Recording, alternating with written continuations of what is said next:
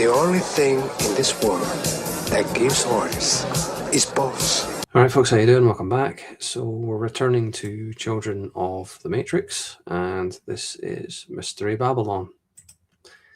Disclaimer, under Section 107 of the Copyright Act 1976, allowance is made for fair use.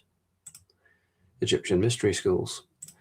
The Mystery School network, designed to advance the reptilian agenda, expanded rapidly from the time of Babylon after 2000 BC.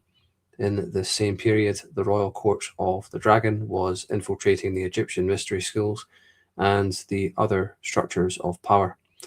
The Jewish historian Eupolemus, I think is how you say that, said that giants built Babylon after the deluge, the usual story, the Anunnaki.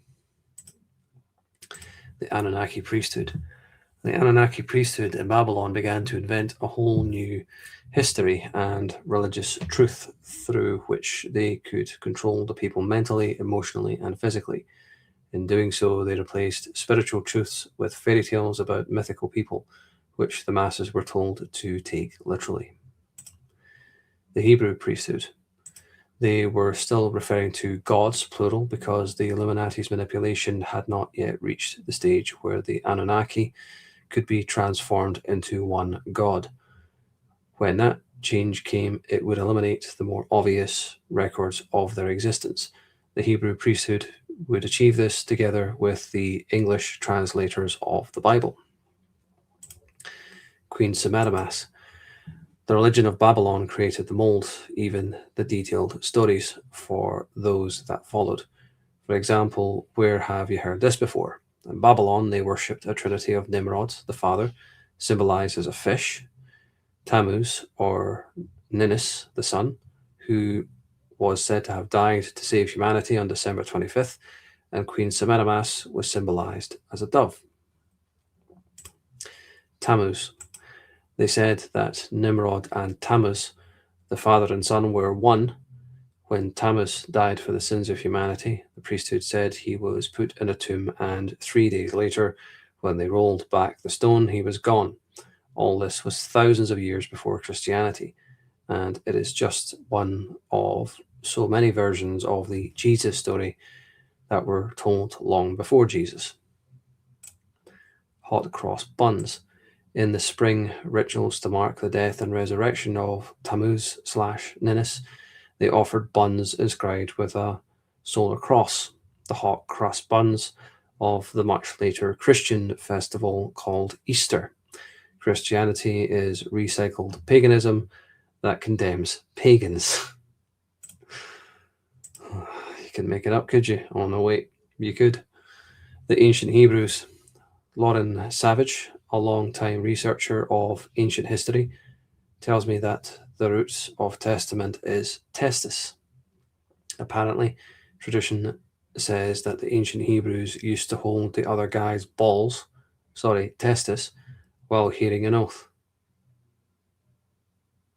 Funnily enough, they do the same in some of the Illuminati rituals today. Well, I ain't joining them. Hell with that. Abraham's servant. In the King James Version of the Bible, Abraham has his servant swear upon his thigh, according to the translation, when in Hebrew tradition it would have been his dangly bits. It certainly gives new meaning to the term got you by the balls. Staring at a penis was another way to God in these times. This related to remembering the covenant. See when I take my cock out, when I'm having a piss. Staring at someone's dick is not my idea of divinity.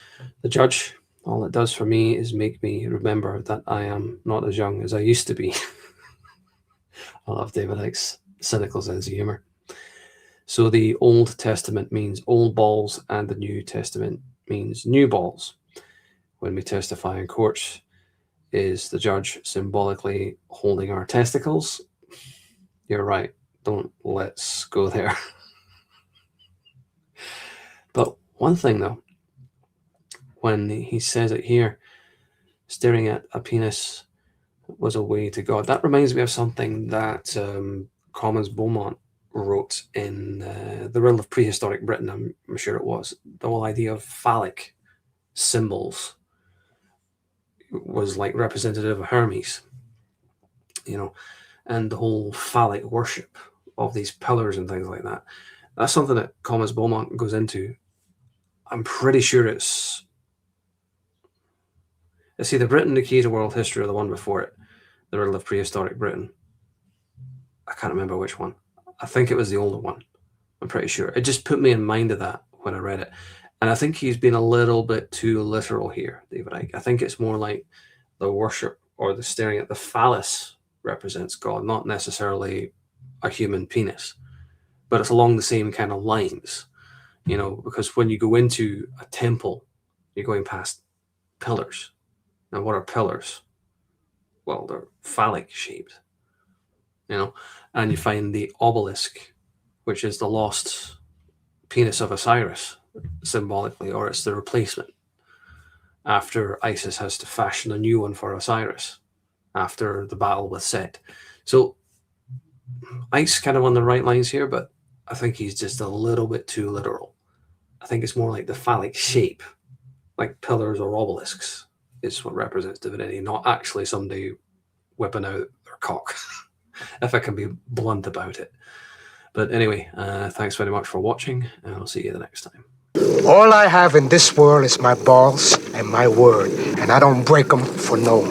Do you understand?